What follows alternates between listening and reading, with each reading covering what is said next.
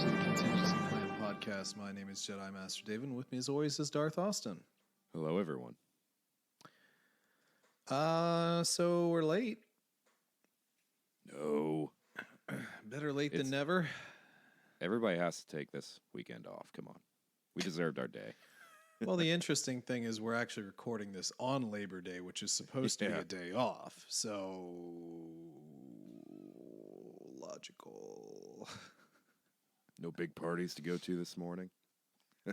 Yes, the big Labor Day parties. Right, yeah. Let me get right on that. You know, it's kind of weird because I guess in the town that I live in, first of all, everything just has always traditionally shut down a little earlier here. So yeah, you have a curfew. It's pretty funny, actually, for how busy of a town you have. Yeah, it's growing, but it's definitely a very very quiet commuter town. Mm-hmm. And not much is really open late. Yeah. Which last time I came over, we kind of struggled to go anywhere, honestly. Well, yeah, and that was like, Friday, Saturday night. Say nothing about Sunday or during the week. Yeah. And technically everything downtown is like closed today. So for Labor Day. So that's very well, I mean, granted, we are still doing like a lot of like pandemic hours and stuff like that, but that it really is about the same regardless of, impending doom.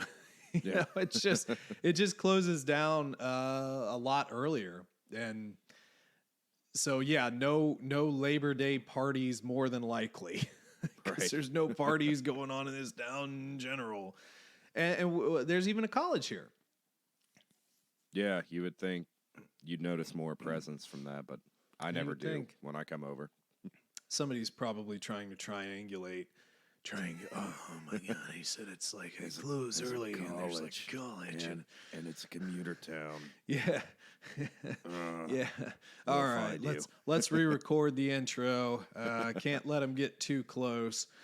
Oh, man. Well, also, folks, I'm surprised you have as many days off as you have. You typically don't get the best holidays off. Not that I would consider this one of the best ones, but it really depends on the business, I guess. But I mean, I'm just taking a long weekend because I'm realizing I have like a few weeks of vacation I haven't planned out how to use yet. Yeah. I mean, it's not like I can really do anything with the time this year. I mean, it's just like, some things are opening up, and I probably could do some stuff, but it's just, everybody's still a little, I think, still a little shell-shocked by the past year, so it's not like, I don't know. I mean, I've just been booting around, like going to baseball games, going to, crew games, stuff like that, so it I don't know, man. There's not that much going on. So yeah, same here. I just burned through. Year. I burned most of my vacation finally, taking pretty much every Friday off, and I was kind of getting bored. I just didn't have a whole lot to do. We had already done our family vacation, so I was just killing time at that point. Right, exactly. So do you want to give them the excuse you came up with for not being able to drop the podcast at its traditional time? Did I give an excuse? No, you have to give an excuse now. Oh, no. I'm trying to think about what I did this weekend. What was your anniversary weekend? Well, yeah, but that was yesterday, and typically we don't record on Sundays anyway. I did something Saturday I got busy with. I can't remember now. But yeah. One whole year since our crazy group podcast with everybody, too. Oh, yeah. That was on that week. Yeah, that's true. It's been a very quick year. Just kind of flew by, honestly. Yeah. And I mean, we talked about this a little bit last week as well, I think, where, or maybe a week before, it doesn't really matter, but, kind of like hitting a little bit of the burnout stage and not only the pandemic, but also sort of in And really searching for topics for podcasts as well, because we're not a reaction-based channel. We're not a clickbait podcast, not a channel, because, I mean, there is YouTube, but which actually, coincidentally, this was funny. Periodically, I do check the statistics for YouTube just because there are some listeners there. Not many, but there are some. Terrible people.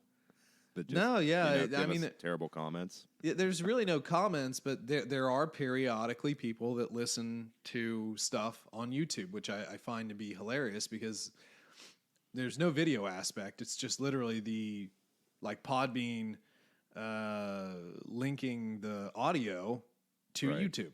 So, but people do listen there, which I thought was funny. But yeah, I mean, we've kind of been dealing with some of that, and we were talking prior to hitting record. But you know, we were sort of going over maybe some of the stuff that we could do in the future. You know, we talked about this book. Maybe we go back and look at another season of Rebels. It's like, yeah, but I don't really want to sit around and do that right now. Yeah, it's a little time consuming. I mean, you're talking about going through, you know, roughly 8 to 10 hours of TV, or, you know, I mean, there's just not a whole lot other than that. We have comics. I mean, we have plenty of content there.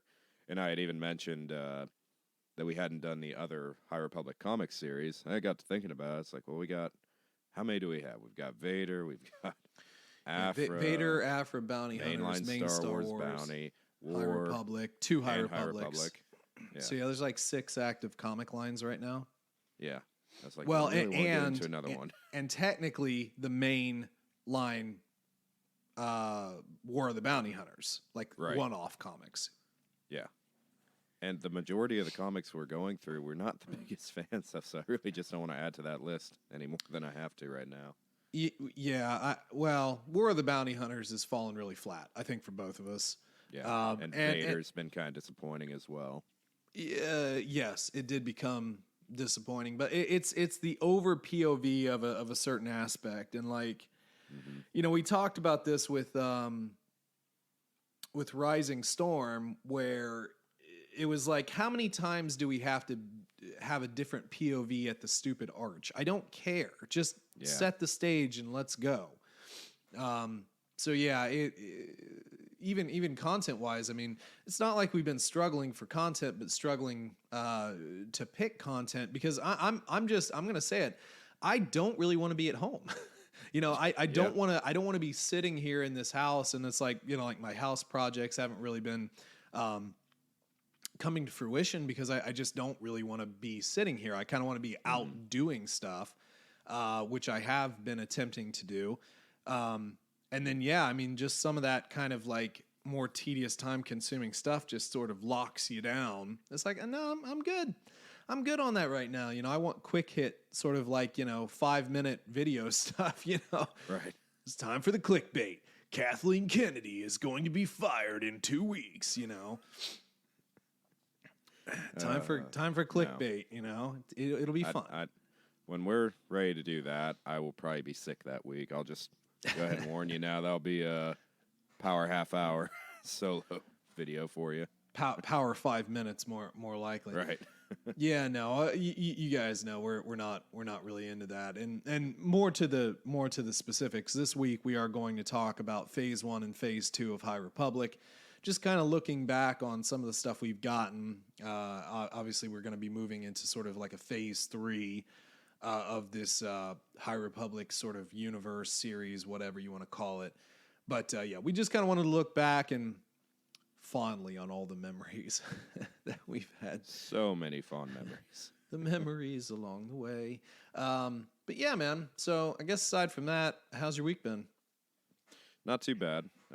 Obviously, the weekend was pretty fun. Had the anniversary and whatnot. The week kind of flew by, honestly. It was weird. It did not feel like a lead up to a holiday weekend, which typically holiday the week before is crazy for me, but it just kind of flew by. I finally got my shed after, 3 weeks of delays, so I got to start building that. I was actually doing that before I started recording. Yeah. So that'll be fun. Fun. All plastic shed, slide lock stuff. And then I got to put it all together and then put it in its place because I can't assemble it in its hole. So, fun. Nice. Yeah, that's good stuff. You know, I went to a baseball game, which was good. Watched Shang-Chi, The Legend of the Ten Rings. Watched that. Excellent movie.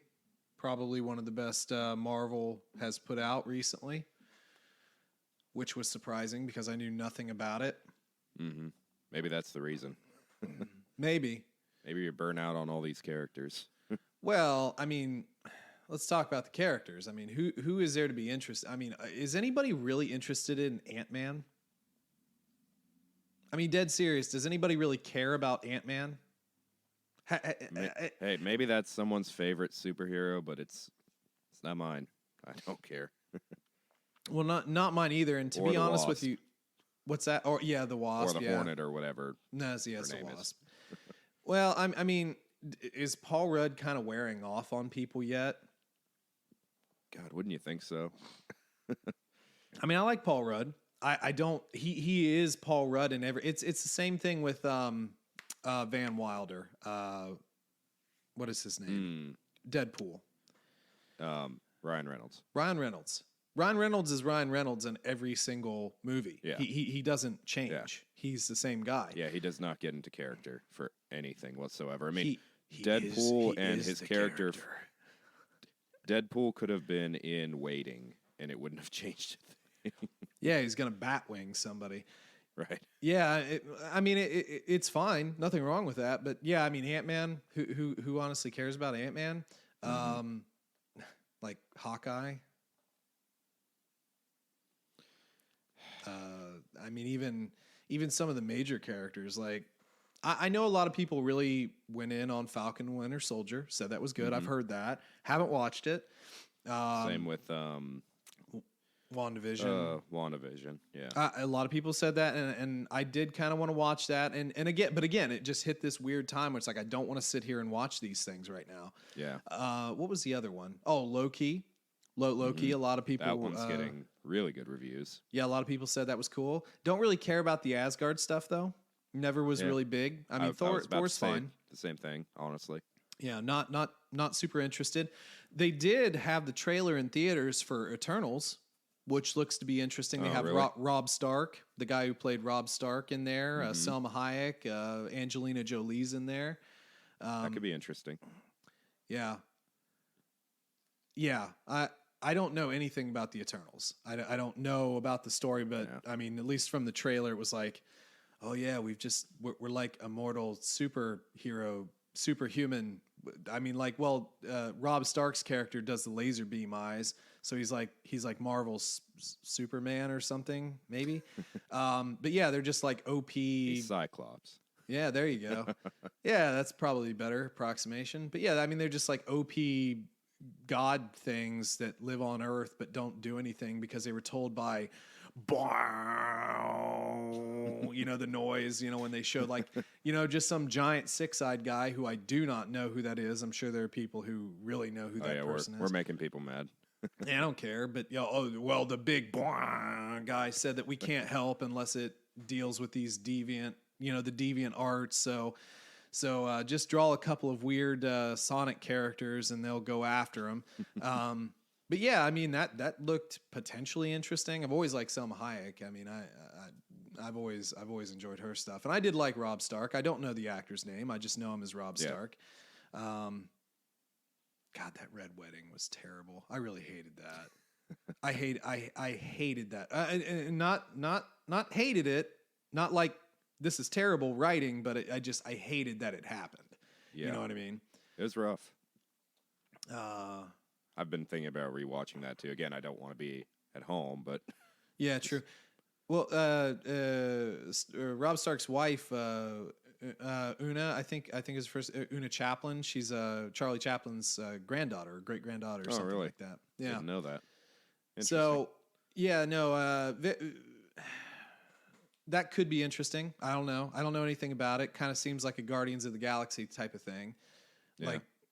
But that was the thing I liked about Shang-Chi, though, was that it wasn't like floaty Marvel stuff. Like it seemed, it was like there was some stuff, but it was like it seemed like grounded in like kind of the real world a little bit more with just Unlike like hints. the Doctor Strange stuff.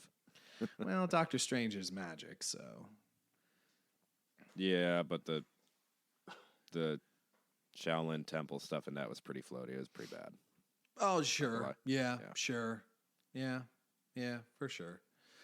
They also have the What If series, which I haven't watched much of, but it's mixed. That one I will say is mixed. Some people like it, some people don't, but it's the times we live in, I think, more than anything. But like Peggy Carter, I think, was always kind of a cool character. They did the Agent Carter, obviously was in the first Captain America movie, but they kind of had the whole thing where she's the super soldier. Yeah. She's that Captain would be Carter. Interesting. I don't know if I care about all the other ones, but she would be a cool one. So they did have to call her Captain Carter because, like, in order to, like, Captain America, so Captain England, Captain UK, Captain British. I don't know. Right. That doesn't quite work as well, unfortunately. So, yeah, Captain Carter. I think that would have been fun, especially after we introduce, what's the Russian one's name in Black Widow? Oh. Captain Russia or what? No. I can't think of his name. Yeah, gosh, I can't remember. Red something. Red Dawn, Red Panda, Red something. What is his flipping name? Panda. Red Guardian. Red Guardian. Red Guardian. I think that's right. Yeah, good stuff, David Arbor. But yeah, no, I don't remember. I don't remember the other what ifs because like. There's something if somebody was basically Star-Lord. Right? I don't know. I haven't looked at it at all, but there's been some stuff that people have enjoyed there. So Marvel's still trying. I don't really know where they're going to go, like in the furtherance of everything, because I don't really care about the alien stuff. That we kind of get in with Captain Marvel and I'm not really interested in the aliens. Yeah, I never have been. I never really followed comics growing up, so as far as I was aware, growing up, Thanos was the big deal, and to go past that, it's like, well, what's next? I'm sure there's plenty of people right now screaming, knowing that there's some Thanos is a B word. This is like some Dragon Ball Z, like, oh no, there's someone 10 million times more powerful, and then all the main Marvel characters will have to level up, kind of stuff going on, but I don't know. Well, there is.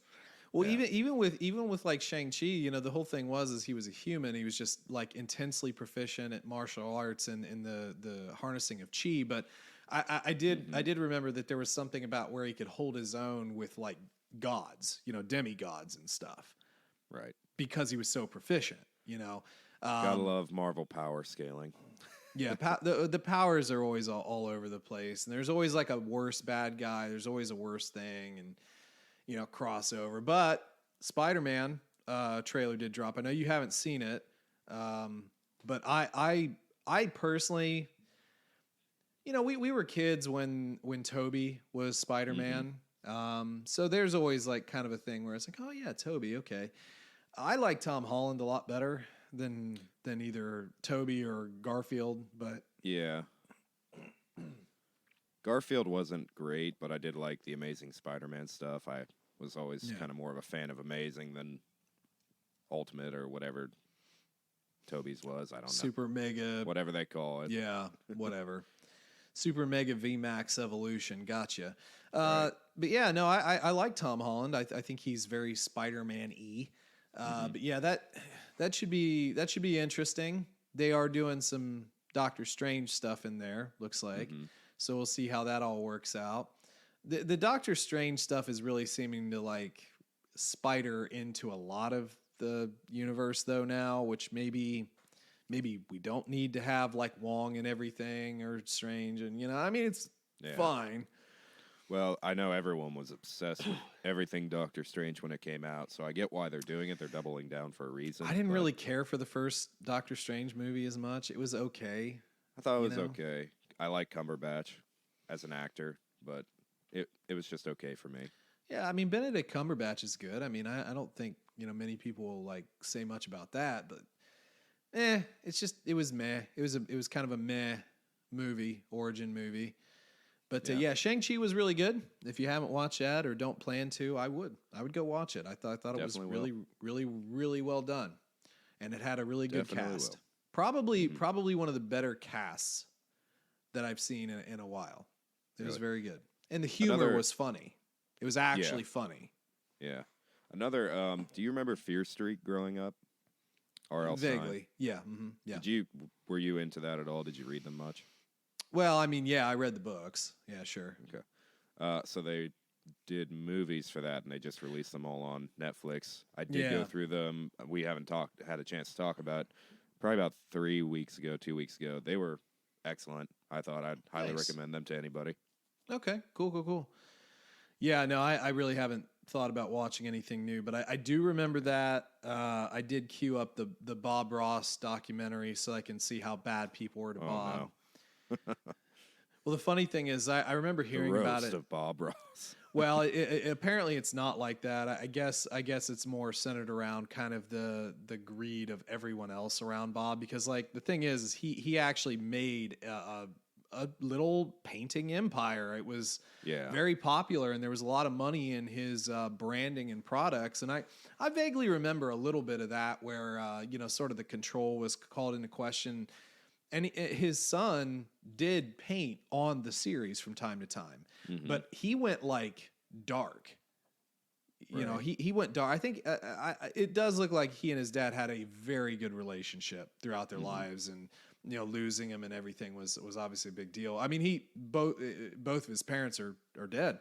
Bob Ross's wife died during the series. Like he literally continued the series, and it was like towards the end. But yeah, he died. Then Bob Ross died of some form of cancer. He was in his 50s, I think. But yeah, there was a lot of greed in that whole thing. But there again, he had a massive brand. Right. Still to this day, you can buy Bob Ross branded paints and the whole setup. It'll set you back a little bit, but you can still do it. It's still popular. Well, who doesn't know who Bob Ross is? I mean, even kids today. Well, they stream it darn near 24/7 on Twitch. There's YouTube channels. There's it popped up. Oh, you can find it on streaming services too. I mean, Netflix had it for a long time. I don't think they do anymore. Maybe Prime has it now. Anyway, but it floats around. Hulu maybe it doesn't matter. But yeah, you can find it anywhere. And sometimes I like to pop on one on YouTube just because it's all there. It's all there. Are you still into painting? I mean, periodically. Yeah, I mean, from time to time. I haven't done it in a while. Was Bob your inspiration to start? Well, yeah. I mean, I watched the show as a kid as it was coming out. I knew you did growing up. Yeah, PBS, man. That was that was where it was. So yeah, PBS had great stuff. Oh, so lucky to have that growing up. Yeah. It was all kind of cheesy, but it was awesome. It was public broadcasting. It was low budget a lot of times. But yeah, it was what was available, especially if you didn't have cable. I got a little blast from the past the other day. I watch TikTok, and every once in a while, I know I'm one of those. But every once in a while, there's a few people I follow who are like, "Hey, you forgot about this growing up," and they did a PBS one, and they.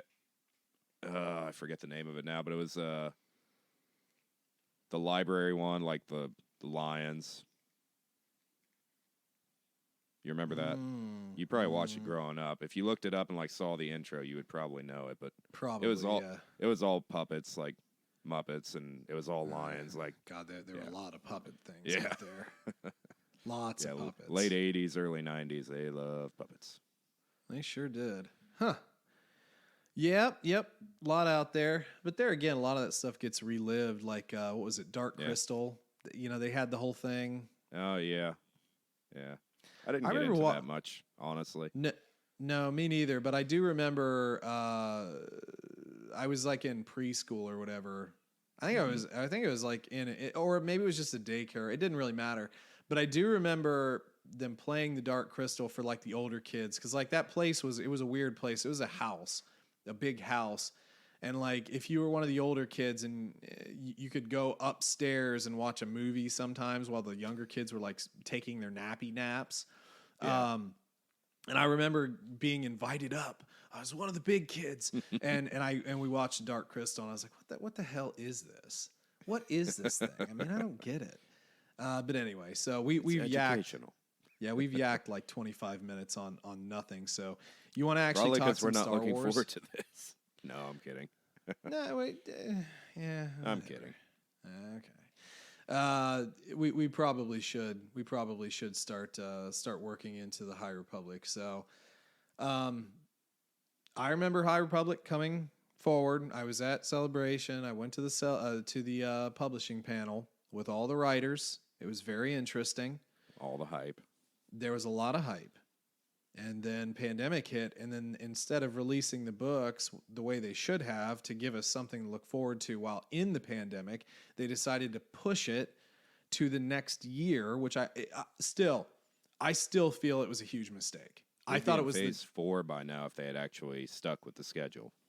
I just thought it was stupid. I mean, how much were we craving for stuff at the time? Yeah. And then not that I think that it's conflicting at all, but why did they decide to drop this around the same time as all the comics?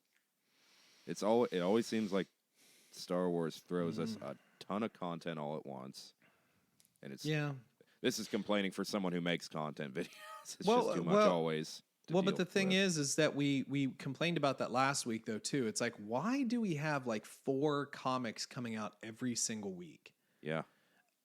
It's like almost like an information overload. But the comics were pushed back too, though. If you remember, a lot of those were pushed back, but that was just a lot of printing issues. And listen, I get it. I'm sure some of it had to do with the actual publishing of the books and the supply and demand, and the logistics and the marketing and the business. But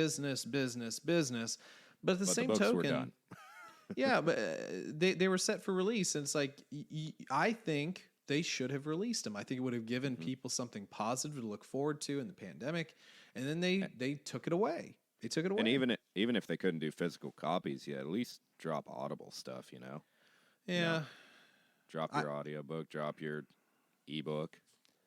Yeah, and I'll be honest, like you guys remember us talking about all the content before the pandemic, how popular it was, how much it was talked about on like Twitter and the social media, and everybody's talking about it. These books have been quiet. Yeah, there have been reviews. Yeah, podcasts have been talking about them, YouTube, all that good stuff. They've been talked about, but not on the scale. Not on the scale that they were. Not compared to like Alphabet Squadron. Yeah, I mean, if everyone blew up on that, but no one's talking High Republic like that. True. But if like 2 extremely casual social media users noticed that difference, there's a difference. Okay. Yeah. People just aren't talking about it like they used to. And I think I think it was a huge mistake on Disney's part by not publishing these during the pandemic when they were supposed to drop. Totally agree. And then they just dropped everything like in very quick succession, and we've just been sort of on a sprint. Anything. Yeah, I mean the thought of rereading any of these books, even because I typically like to do that before I jump further into a series. I did with most of the other books we read, but it feels like too much. Yep, no doubt. Well, anyway, to get the complaining stuff out of the way. So first wave was effectively Light of the Jedi, Light of the Jedi by Charles Soule, Into the Dark, Claudia Gray, A Test of Courage, Justine Ireland. I don't know if that's all it says in this article.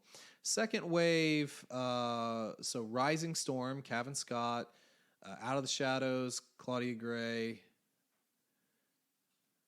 Did we do Out of the Shadows? What was Out of the Shadows? I'm totally forgetting Out of the Shadows. Why am I forgetting just did that. We just did that. Yeah, that's okay, that derp. Yeah, because we just did it. Yeah. That's not Claudia Gray. This article is completely wrong. It's Justine Ireland. That was what tripped me up. It's like Out of the Shadows by Claudia Gray. No, that's not right. Race to Crash Point, which we haven't read, we won't, more than likely. And then there will be The Tempest Runner, which is the audio drama, and I don't think that's out yet, if I remember correctly. Let me actually look that up. Is that out yet? Oh, I think it is out. Is it? Trying to find it myself. No, looks like it is out. Looks like it. We could potentially buy that. Yeah, it even has reviews. 2 ratings. Interesting. I didn't realize that. I didn't know either. Interesting. Well, there we go. So I guess I don't know. I don't know if I care enough about this to do it. We'll see. It's Nihil. Yeah. Yeah, we'll see. Wonder if it's Markion or Marchion in this one. Well, it does say here cast wise. So Marchion and so Mark Thompson is voicing Pan Idaho Potato, Skier and Markion Rowe. So we'll see what that is. Interesting cast. Anyway, so there you go. We haven't really maneuvered all the way through phase 2, and then phase 3 is kind of the upcoming. But we just figured we'd sit down and sort of talk about what we've had so far and just what we've thought of overall. We didn't go back and reread anything, so we're not going to get into much in the way of specifics. We're the detail guys, so. Oh yeah. So we already know all the details, which coincidentally I did have somebody talk about, like, if we ever do, if I ever do get unlazy and make a shirt, it must say the detail guys on it somewhere. So maybe one day. So anyway, you should misspell it. That'd be funny. That'd be an inside joke right there. Goodness. All right, so let's just start off at the beginning. Light of the Jedi, Charles Soule. This was our introduction into the High Republic. Mm-hmm. Yep, it was an how introduction. Was that introduction? The great disaster, the thing that shaped the entire universe. Oh, so it was a ship being blown out of hyperspace. Mm-hmm. Cool. By an emo dude. It sucked. It was terrible. It was a disaster, but okay. The great disaster, though? It killed, those 2 guys on that station. He never got to go on that date with that spicy bartender. Oh, that's right. Yeah, that's right. He didn't get to go on a date. Oh, let's go ahead and go. Oh, they're dead. I mean, we make fun, but so as far as an introduction goes, I thought it was a little flat because, I'm expecting a great disaster, and the great disaster was just a ship that was, we deal with the Nihil and their paths. They took a path that intersected in a hyperspace lane, and it knocked the ship out of hyperspace, and the repercussions of flying masses of this ship impacting wherever it's still going at hyper speed. Light speed. So very, it's interesting, but it was like, wow, this is the introduction to your entire series. This is the great thing that we have to deal with. Meh. Yeah, and I don't know. To me, from the beginning, the Nihil weren't very intimidating. I think out of all the books, they probably were the most intimidating in this one, but still not that great. Well, they're space pirates. We've seen space pirates before. Yeah. And, eventually I'll get over it, but they do kill off, the coolest potential Jedi right out the gate. And I'm drawing a blank on... I'm totally blanking on her name, but she dies in the final space battle. Jorah Mali? Yeah, Jorah Mali. Yeah, that was... Yeah, they killed off a couple of those pilots.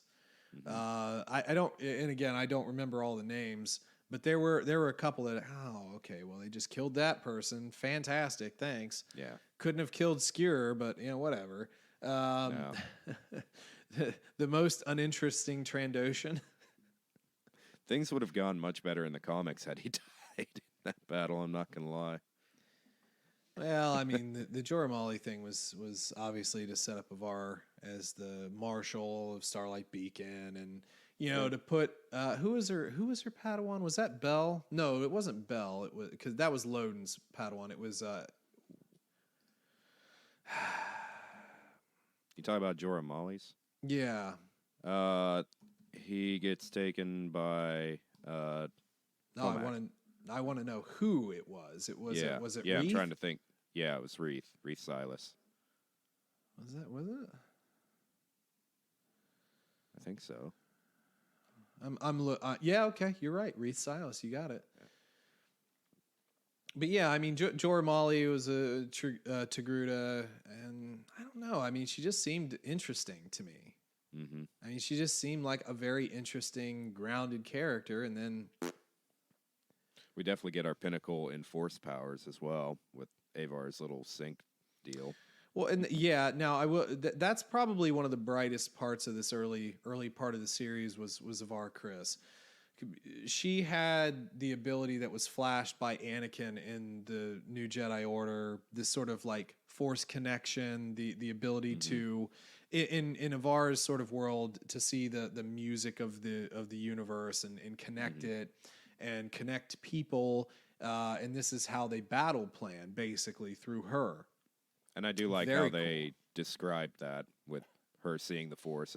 I like how they kind of lay it out like everybody sees the Force in a different light, and hers is music. And I do appreciate that because you didn't really get that in New Jedi Order all that much. Well, you haven't really got it anywhere, which is again why we had such high hopes for this, because we have just set it up as they're so much more in tune. Right. Well, we've progressively talked about the Jedi of sort of towards the end of their power, I guess, which would have been the prequel trilogy. Their connection not really being for the Force or really listening to the Force, but more selfish, more inward, and definitely weaker. Much weaker.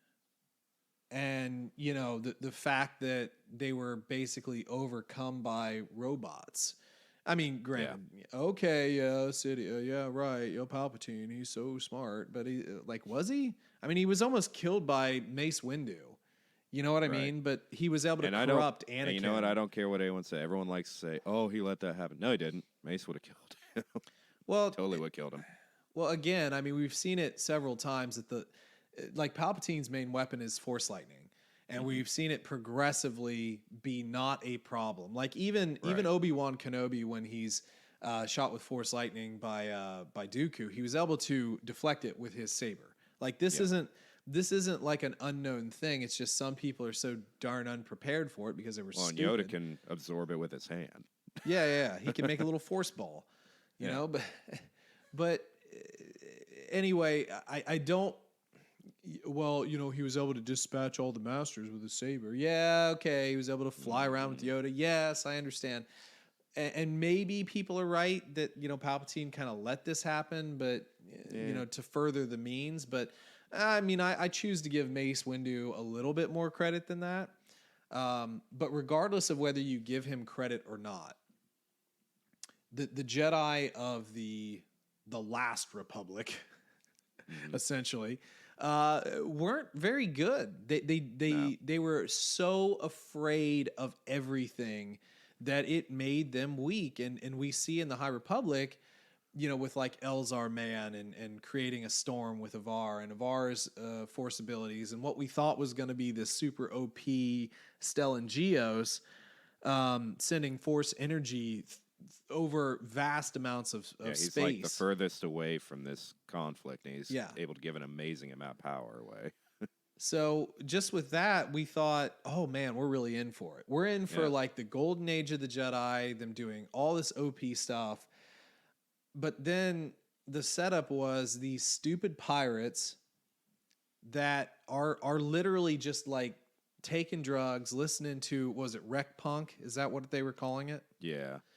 Something like that. You know, just loud music and just like getting the better of the Republic. And it just seemed so stupid. Well, I mean, the Republic's always easy to trick, no matter which iteration. I think that here's the problem. You know, we got the Nihil, and then we've got the Drengir. We've got this kind of boring threat and this ridiculously overpowered threat. And I feel like they wrote our Jedi flawed enough for it to be a fair fight against the Nihil. Like, they actually had to struggle against them. But then it just makes this stuff with the Drengir. I think that's why they're avoiding dealing with it. Because it's like, well, these guys can't take on the Drengir. There's no way. They're kind of lame. It makes me think, too, like, in this golden age, this Renaissance period of learning, imagine if Luke was around in this time instead. Like, with his raw potential, actually being trained properly and being able to explore all this. It's like these Jedi are around in the best time, but they're not all that powerful in their own right. Yeah, I mean, it just all depends on how you look at it. But I guess, again, we saw some really cool stuff, but the premise was kind of boring. Even with the whole, what was the whole thing about the massive amount of computers they were trying to put together? What do you remember they were trying to calculate the emergences. Oh, yeah. And so the whole reason why they had to create a storm was to like rain on the the droid. They were droids in order to because they were cool them overheating down. or something. That's something that you had to write about. The force power was pretty cool. The setup for the force power was pretty stupid. Yeah. So Star Wars is never all that great when you get to the technological side. Because the thought that you have to link all these droids together instead of just already having this supercomputer to do this, like, really? Sure. We could jump to light speed, but we can't do a basic algorithm, basic computing. Yeah, it is what it is. But anyway, I felt that Light of the Jedi fell a little too flat, and it was crazy long. The audiobook was long. Wasn't that one close to like 15, 16 hours? Something It was ridiculous. But also, that was where I got into this whole thing. If you don't stop preaching to me about what the stupid station is called, I might strangle someone and then burn this book on their body. It was the most repetitive book we have ever reviewed. I hate that. I hate it so much. We're all what? What are we? Yeah. Bunch of idiots. Yeah, I was. Yeah, that was the other thing. There was all those yes and moments, like jump in the air. We're the Republic. Yeah. It's like, please stop. Please stop. And oh my God, the end of the book where they all just ignite their lightsabers and like hold them up. So lame. Cheesy. It was so cheesy. Yeah, I try not to be that critical, but it was bad. It was a bad format of writing. Yeah. That, in my opinion, it was trying to lambaste you over the head over and over and over again. Well, we've talked about this recently. Get a thesaurus, come up with new words. Yeah, Don't true. Use the exact same thing to describe something every time. Yeah. So anyway, I was not overly impressed. I wish I was, but I just wasn't overly impressed by the start of the series. Yeah. Is what it is. So then we move into the Dark. This is Claudia Gray. This is kind of who we were waiting for. Mm-hmm. And in my opinion, much better book. I would say, part of me wants to say it's the best book so far, honestly. I would say so. Yeah. Out of the Shadows was okay, but I would say Into the Dark was much better. Yeah, I think so. The only thing I would say is they had like too many characters. Yes, there was a lot to go through. There was just a lot of people to learn. Yeah, there's too. It felt like too many characters. But yeah, I mean, the premise, this is where we learn about the Drengir and how they were trapped by the Sith on a station. Random station. You know that you got a bad guy if the Sith are scared of them. Yeah, no doubt. Who were our Jedi in this book? Because this is where we met Reith Silas and his new master. I wonder if I can. Let's see here. I always hate forgetting names, but this is also where we met Nan, who we've been super disappointed in the most recent book. They really beat her down. which was sad.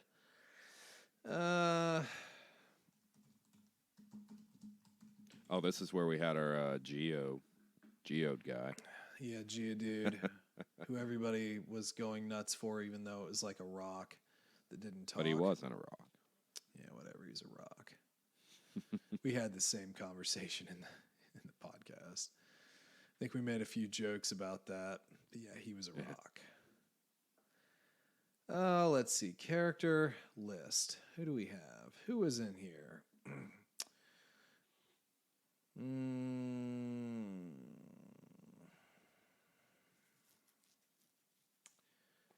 Was this where we first met Comac? Or am I making that up? No, we might have met him at the very end of Light, but yeah, no, there he is. It's our first real interaction, yeah. Yeah, so Comac, yeah. So Comac and Wreath, and anyway, they were on a station. Is this where we meet? Is Elzar in this? No. Who was the dude that we thought died? Like he got vaporized when he gets sent. I'm trying to find names. I can't think of his name. Yeah, so we also had the Terry Rosason in here as well. I think she was. And then was this where we dealt with the Bind Guild? Oh, is this where we dealt with the Bind Guild storyline? I think this is Bind Guild. Yeah, I think so. That could be. I'm literally just trying to find names, and like a lot of these names are not. Oh, this is where we also had Orla Jareni, who is our Umbaran, who we recently met back up with. Yeah. In the comics. So yeah, no, she had her whole what did they call the Pathfinder or Wayseeker? Mm-hmm. Padawan of Lorette Savarel. Yeah. Okay, it's starting to come together. It is tough for me to remember all these names.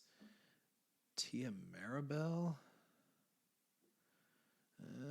I cannot find that stupid guy's name. This is so stupid. Who was that person? Des Rydan.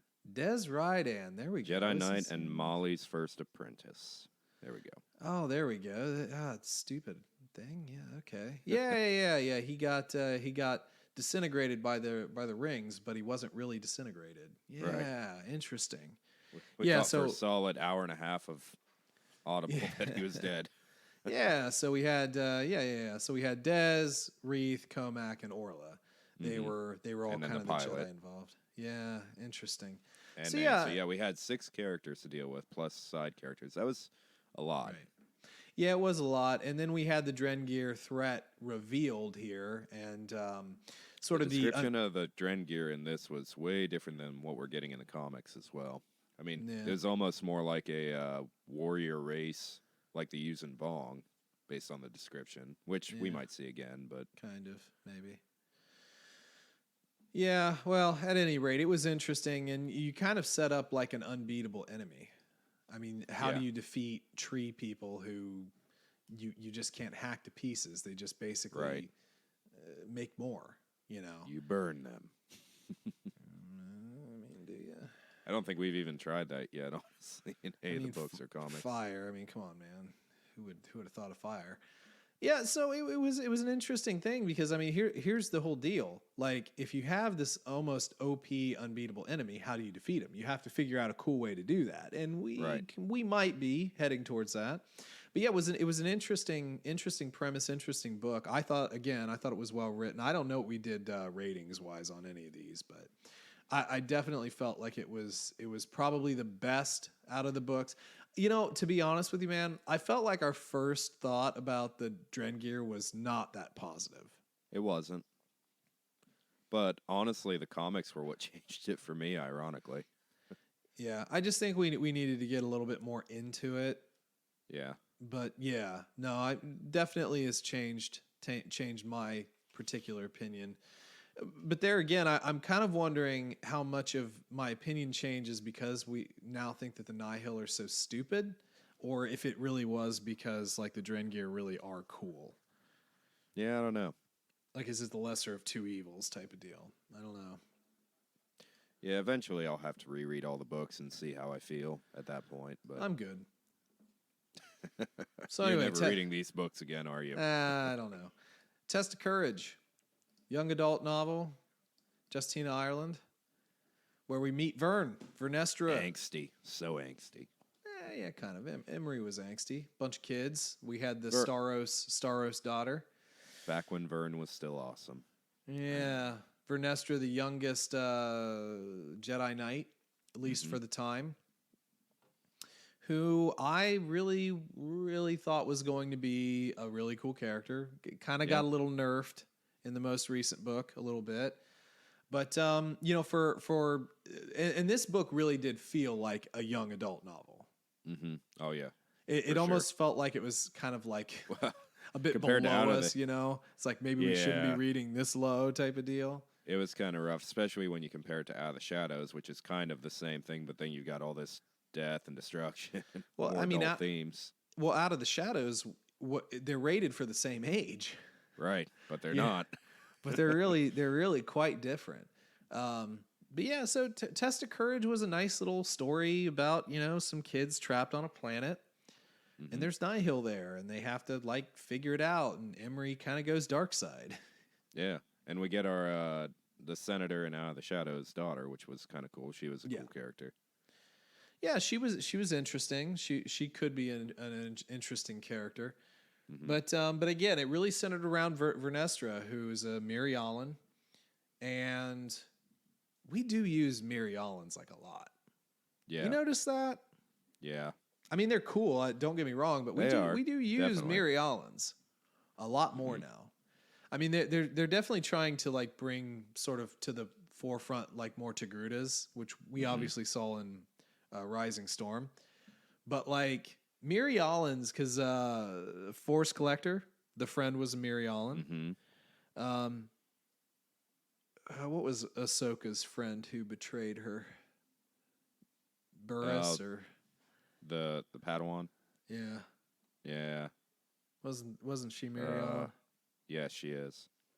I think her master was too. Well, yeah. Well, in Rebels, the master who drew them, drew Kanan to the state. Sorry, what is her name? Whatever, that doesn't matter. She's dead. Very dead. Sadly dead. Yeah. But yeah, no, I like I said, we like Vernestra. We think she's cool. Definitely kind of like, I always had the sort of connection to it. She's kind of a little bit Ahsoka-like in a way. But, you know. She seemed more mature in this book than she did in Out of Shadows. 100%. Yeah, 100%. But effectively, you know, just storyline wise, Emery does sort of turn to the dark side, doesn't have a master. Vernestra eventually takes him on as a Padawan, which I think seemed to be a good move at the time. Yeah, obviously was tested later on, but not bad. Not bad. Yeah, kind of ironic because if I remember correctly, when we were reviewing this book, we didn't really like Emery all that much. No, like Emery was kind of a baby. And now I like Emery more than Vernestra almost from Out of the Shadows. They really fleshed his character out pretty well, I think. I think they just needed to flesh him out a bit. But yeah, no. Yeah, well, he was a side character more in that book, so I get it. True. All right, ready to hit second wave? Well, we got our comics still first wave, right? Yeah, we'll get to it. Do we even want to talk about that? Let's just hit books and then we'll do comics. Okay. So, well, you know what? Let's stop here and let's just give a grade to Phase 1 out of 10. What do you think? How strong was the start to High Republic? I'm trying to think how to do this because we have one pretty good book, one pretty disappointing book, and something right in the middle. Sure. I guess I would give it, based on all the hype only, I'm not trying to be super negative here, but I kind of have to be based on all the hype and all the excitement. I would give it like a 6.5. Oh wow, yeah, that's low. Yeah, Lie of the Jedi. It was light for me. Yeah. I mean, I get that. I'm probably more at like a 7.5, probably. Okay. 7.5, 7.6 in that range. I think it was fine. You know, it was okay. It didn't blow anything socks off, but I think it passed. It was passable. Yeah. Honestly, there's really only one book I would ever consider reading again. It's just Into the Dark. Sure. I mean, it's a great book. I'd never want to read Light again, though. Yeah, I'm good. All right, second wave, Rising Storm, Out of the Shadows, Race to Crash Point. Unfortunately, we can't, and Tempest Runner, we can't really give a grade to this because it's not done, and we're not reading Crash Point. Mm-hmm. But we can talk about Rising Storm and Out of the Shadows. Obviously, recently we did Out of the Shadows, so we don't have to rehash too much. But let's do Rising Storm here. This was supposed to be our book. I mean, this was supposed to be the one that turned the tide for High Republic because it did. No lie, but we really just wanted to hear about Stellan Gios because I thought this guy was going to be the guy, but it seems like he's more, at least to my opinion, he seems to be more like what the Jedi Order is going to become. Like he's sort of precursor to it. Yeah, the precursor to what the Order became, which is kind of sad because he's clearly very learned. He's clearly very powerful, but in this book, he was defeated. Mm-hmm. That's not something I not really even thought. Just defeated, just beat down. Yeah, really beat down. And the premise of the book was this whole thing about a fair. So you're doing in the middle of two wars. In the middle of two wars. Yeah, the Republic doesn't have like a standing military. Mm-hmm. So they're not really fighting it. That's the Jedi's job, in their opinion, which is kind of BS. Again, precursing to what happens in the Clone Wars, where you've got to be warriors, you got to fight for the Republic. Yeah. Well, and we even have a senator bring that up in this book. It's like I don't hate you, Jedi. I just think that we need to be able to stand without you in case something ever happens. Which foreshadowing, you know. Well, it's an interesting premise because, yes, the Republic should have a standing military, at least in my opinion. But I actually probably would have preferred for the Jedi to just maybe not even. Yeah. You know what I mean? Because I think that it's contrary to, like, really being one with the Force. And we've seen this a lot in these books where, you know, the Jedi try and avoid killing people, but they always make the point to say, well, I had to, you know, I didn't want to, I felt it really bad. It's like, yeah. And then you just see like Anakin murder everyone in front of him. Right. They're just robots. What about all the rest of the people you've killed? It's difficult to justify, but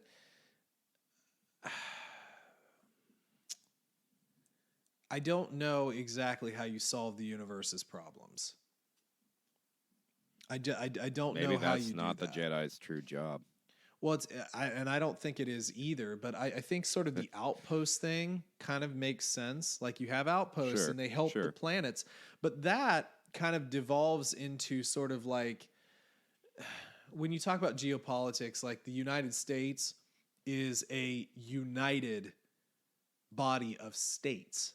Each state has its own internal government and military and so on and so forth. Like that is kind of honestly banking a little bit on the European model as well, because like all these European countries are actually just kind of like small states, or like Africa is a combination of all of this stuff, you know, and they all say that they're countries and so forth. But in the United States, each state could technically be its own little micro country. It's really no different. It's just we united in the states towards a common goal of being America, you know, being the United States. It's in the name. Whereas in the Star Wars universe, I wonder if it almost wouldn't have been better if these planets stopped relying on this universal republic and just like, yeah, we're in the republic, But we are like, well, we're like the Togruta. We have a fleet. We have fearsome warriors. We're able to protect ourselves. And not every planet's going to be able to do that. Sure. But realistically, how's the Republic actually protecting them, though? If it wasn't for the Jedi, which aren't on their payroll. well, at this time, yeah, it's all Jedi. Which is ridiculous when you think about what they're up against. Right. Well, and then the Republic continues to expand. It wants to continue to expand and expand and expand. And that expansion comes at a cost because you need more resource, you need more protection, you need more of this, that, and the other. And there's always going also the reason why the Nihil attack. Right. Because they're starting to be infringed upon by the Republic. Yeah, for sure. Well, and then the Republic has always lacked decisiveness, because as you expand and you have more voices and you have this continuation to try and hear every single voice, well, that's impossible. Yeah, especially, it's difficult enough when you think of just the United States, but thinking about different species and trying to deal with all of that. And you're talking a global scale that's ridiculous. Not even global, a galactic scale, and it's just too much. Without the Empire was the only thing that could ever do that. The Republic just doesn't have the will to do that. Well, I think in maybe more of a peacetime environment, the Republic can work. But there's always going to be something. The Empire only worked because of fear and, death, and it was, a true dictatorship from the top down. But the Republic is idealism. And yes, but you have to have strength in order to back your idealism. Yeah, because otherwise you're trying to live in a perfect world that cannot exist. Yeah. Maybe it can for a few years, but that's it. Well, which I think is the reason for this fair. Like Lena So's idea was, even despite all this, we have to come together and showcase our diversity and do all this, that, and the other. But without actually considering the outside threat, it was really like one of the dumbest things I've ever heard of. It really was, especially when you're, bringing all of these Jedi and leaders and voices of the Republic together. You're just setting yourself up for this attack that, every Jedi should have seen this coming a mile away. Really. Yeah. But the fact that they just didn't have more protection was quite frankly very, very dumb. Yeah. And again, I think it's like one of those things, it's like an invincibility play. It's like, nah, we're the Republic. Nobody can hurt us. We have the Jedi. We have this. Well, a determined enemy can overcome anything as long as they're determined. Yeah. So, this stupid fair, Stellan's utter failure at being a Jedi, Elzar just kind of falling apart in his own way. Elzar getting chicks. Yeah. And the complete lack of Avar. Yeah, it was, and then again, just like not caring about the Nihil. I don't care. I don't care about the Nihil. I don't care about Marchion Ro or Marchion Ro. Right. He's such a boring character that shouldn't be alive. Lorna D is probably the only smart one out of any of them. Mm-hmm. Pan-Eta, who I totally, and listen, I know it's not true, but I totally just view him as a giant street shark. Yeah. In my mind, all I think is just hey, Street Shark's back. He's stupid. They're all stupid. They're so dumb, and they should just be destroyed. Like there's no reason why they should even be around. Well, put them up against Clone War era Republic. The clones would wipe them out so quickly. Yeah, well, that's the thing, and of course the clone army was obviously the precursor to the Empire, and there was a little bit of ruthlessness there that I don't think this Republic has. But yeah, it's so boring. It's just such a boring thing. we're not here. We're gonna do drugs and like listen to music and kill people because that's what we do. Don't tell us what to do. Oh crap! I'm getting zapped by Marchion's helmet. Oh my god, that was so stupid. I forgot about that. Yeah, he poisoned me. Oh my god. It was just so dumb.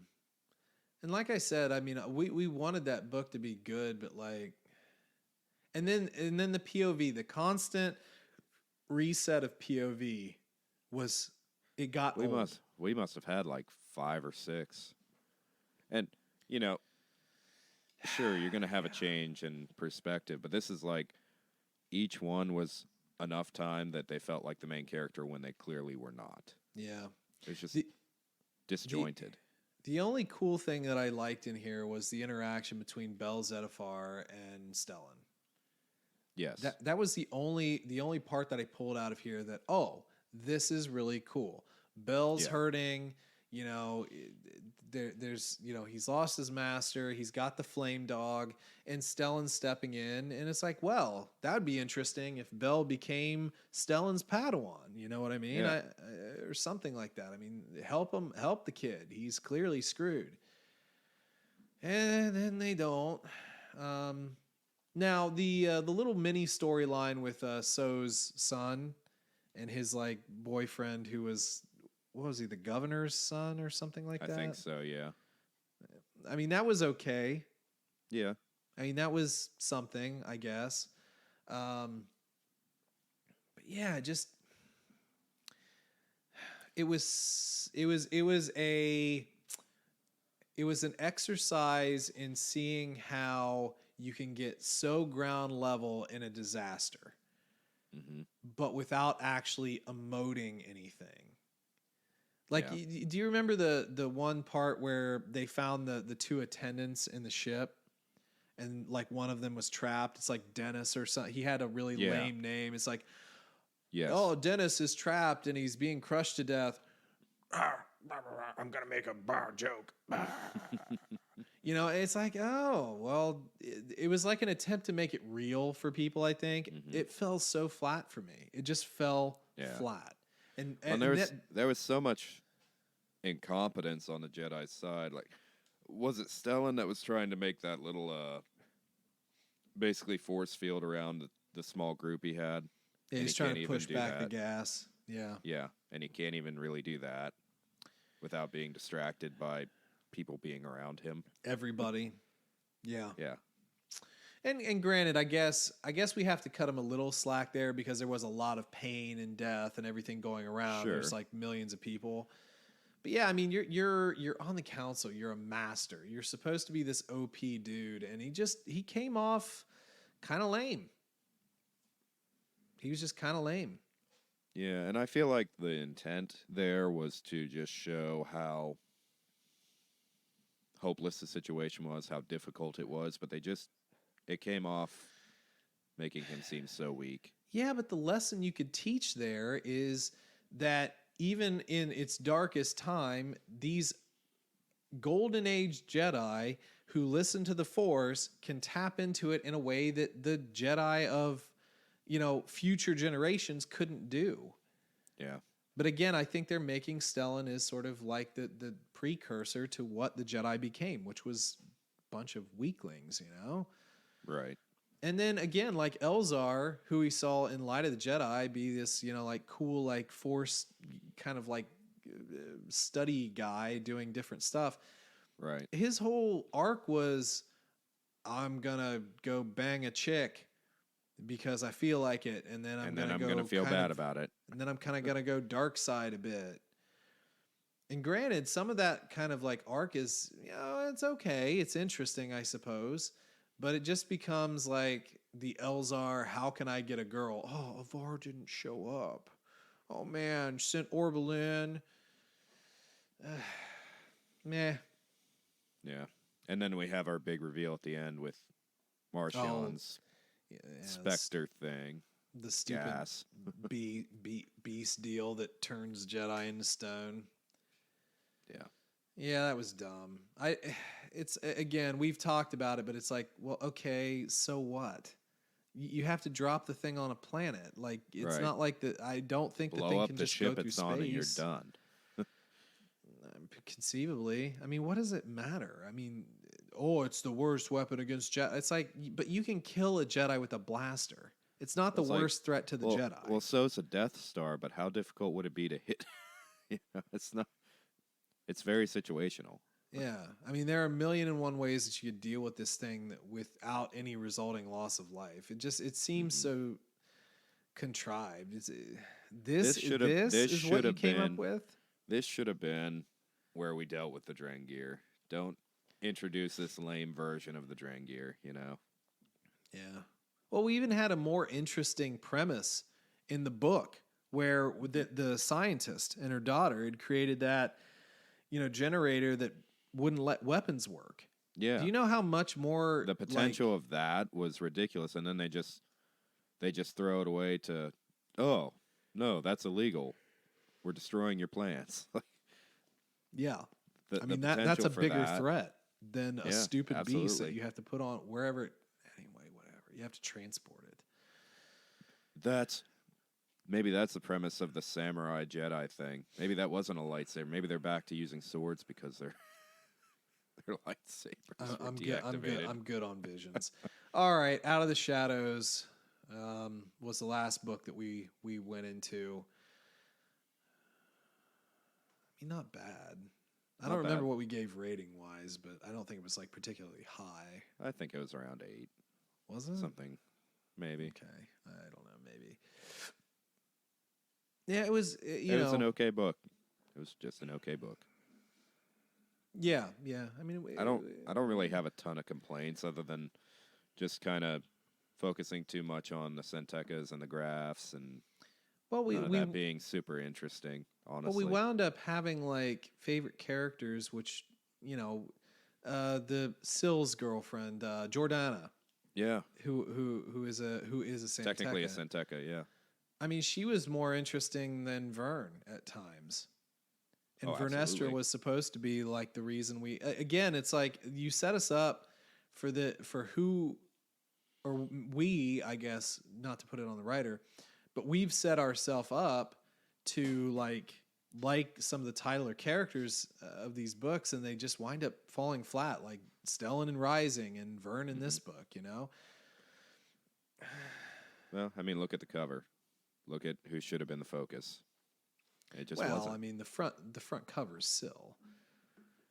True, but you got Vernestra and Emery, and I mean, Emery was more interesting than Vernestra. We already talked about that by far. Yeah, I mean, Emery, just the sort of launching into more of his Force abilities and so forth. Reith and Comac were also in here as well. Kind of exploring some of the relationship between Reith and Vernestra, as they were. Hopefully they weren't having the same Elzar of our Padawan romping that apparently happened. I think Vernestra's a little too oblivious for that, but Emery clearly knows. Well, that's why I equate her more to like an Ahsoka, who's sort of more like the innocent in some ways. Well, maybe innocent, naive, but also sort of like the almost like either non-binary or kind of like asexual type of person, where they're not concerned with the typical drives of prepubescent youth. They're more focused on what they're actually supposed to be focused on, which in Vernestra's case is the Force and the mastery we're at war. of that. That should be what we're focused on. Well, I mean, it's not really even war. Yeah, I kind of want to. This has kind of been a bubble, honestly. Yeah, I kind of want to nip that a little bit because again, like it's sort of the random thing with like the invasion of Afghanistan and then the subsequent fighting in Iraq. They weren't technically wars. You know what I mean? What do they call Korea technically wasn't a war either. I mean, we call it the Korean War, and it was a war, and the wars, the fighting in Afghanistan and Iraq were definitely war as well. But just when we talk about like terminology, conflict, it's a conflict. But in this book, this is definitely I more don't of know a if I call the conflict. Drengir a conflict. Well, no, I mean that's a different thing, but it's just because the only time we hear the Drengir is in the comics, and Yeah, and it's in, always in back the burner. dark. And the way that they deal with it being in the back burner is weird too, because it seems like every book's like, and while the Drengir slowly take over the galaxy, we're dealing with the Nihil. Yeah, yeah. But at any rate, I mean, Sill's character was cool. Jordana was Yeah. cool. Their arc was interesting, although it kind of felt odd at times. But then it picked back up, and then it ended It good. felt a little forced in certain situations. Yeah, it really wasn't. Yeah, in the very beginning, it just felt a little awkward, and maybe that was the point. But then it got better. But yeah, Vernestra and all of her internal struggles with, being a master to a Padawan who's basically her age, who's kind of childish, dealing with her sort of doubts and everything. Again, it's like sometimes we just need Steven Seagal, to come in and roundhouse kick people in the face over and over again and not that's a VAR. be. Well, that is kind of a VAR, yeah. But again, we don't. There's no main book with her right now. No, We're not she's dealing off with her exclusively. riding Rancors in the comics, and we're just waiting. Well, and we said this. We've said this a few times. The comics probably should have been the book, and some of the book should have been comics. I think that I think the Nihil stuff would have been more interesting in a comic, honestly, because to an extent, I mean, I feel like they try to be very visual with everything dealing with the Nihil, and I think a comic would be a better way to deal with that. Dealing with Pan Ida and oh my Ada, god, I said it. Don't even Ada, do it. Ada, I did it. I did it. Idaho potato. Pan Ada, and I'm drawing a blank on her name. Lorna. Or Lorna and everything. I think that those moments would be cooler in a comic, truthfully. Yeah, no, I agree. Who is our main character in the comics? Do you remember her name? I'm blanking. Reeve. On it. I think it was Reeve.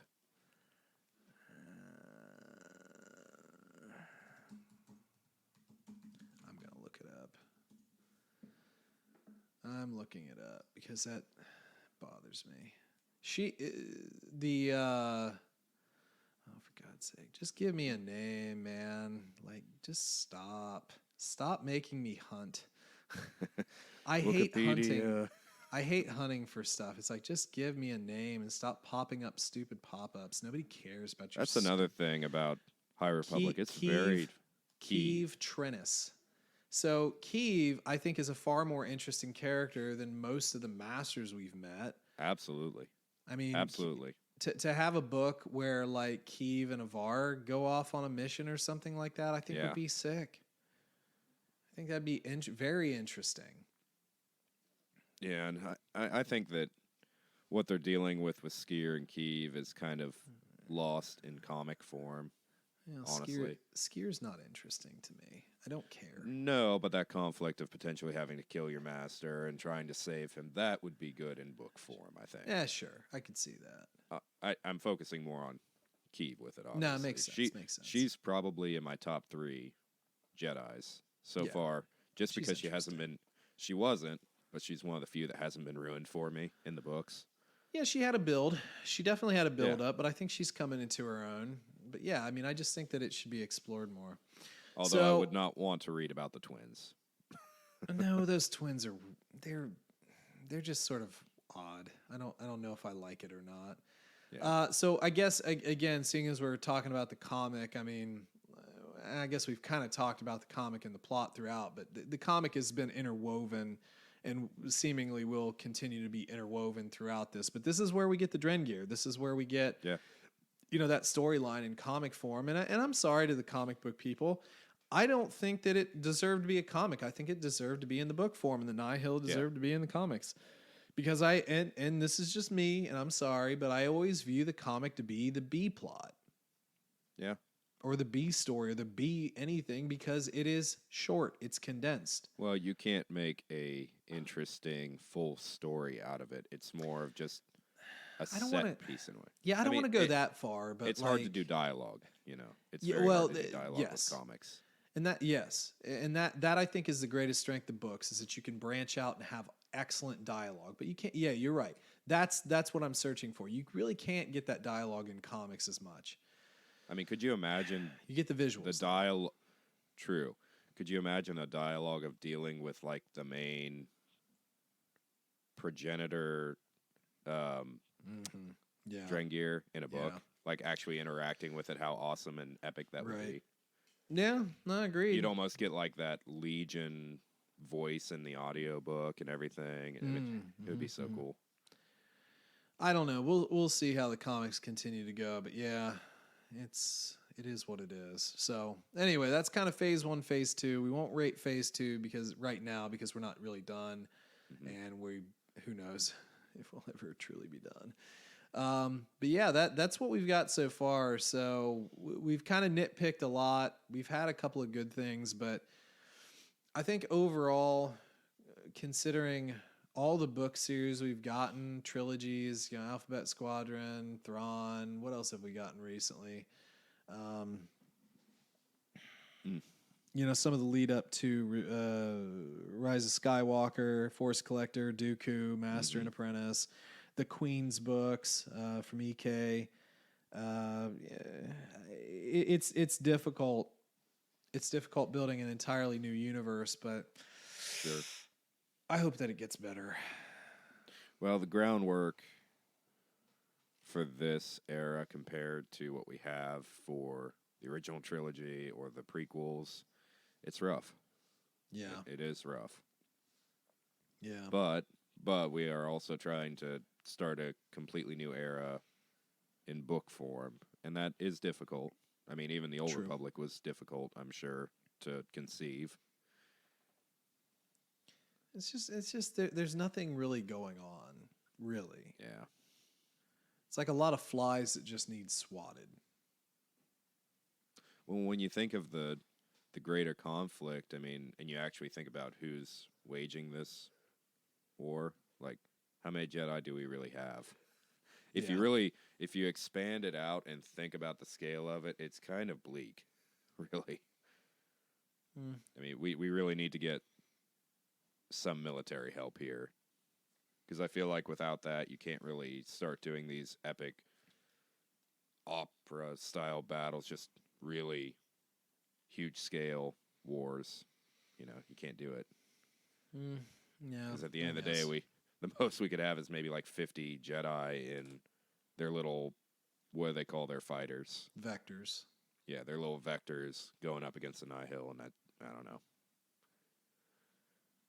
It's just not grand scale enough, I feel. Yeah, I suppose. So, yeah, there you go. High Republic. What else we have to talk about? Comics. Yeah, we already. No, had I'm kidding. that. I'm kidding. Yeah, well, there you go. So High Republic, I'm hoping it gets better. We'll see. We'll see. I'm still optimistic. I think there's certainly a chance. We just gotta Do you think hone it in a little bit. Do you think maybe they need to get some new writers in? I was really just thinking about posing that question myself. I mean, we love Claudia, but are these really the best? Is this the best group of writers for this, truthfully? Well, I don't want to give too much crap to Kevin Scott because he did do Dooku. Yeah. But there are other people out there that write good books. Maybe you do need to refresh the authors, because this just seems to be a project among these authors. I think that's fine. But I almost kind of wonder if you need to sort of hand it off a little bit, sort of like everything else is, Yeah. Maybe that would freshen it up a bit. I think that's what view. I think that's what made the new Jedi Order work, is you didn't have to rely on one point of view from one author. I mean, you really explored, and there were low points, sure, but yeah, I think we need to consider adding a few different authors. Kind of look at the catalog of what we've already had. I think it would work. I personally think it'd work. Mm-hmm. But we'll see. There's still some building to do, I'm sure, and who knows? Who knows what we'll get in the future? Yeah. So anyway, yeah, that's High Republic. What else we got to talk about? Anything else? No, I don't think we had anything else planned. All right. Well, hopefully you guys enjoyed the discussion. Would love to hear from you. What are your thoughts on High Republic? Does it hit right for you? Is it not so good?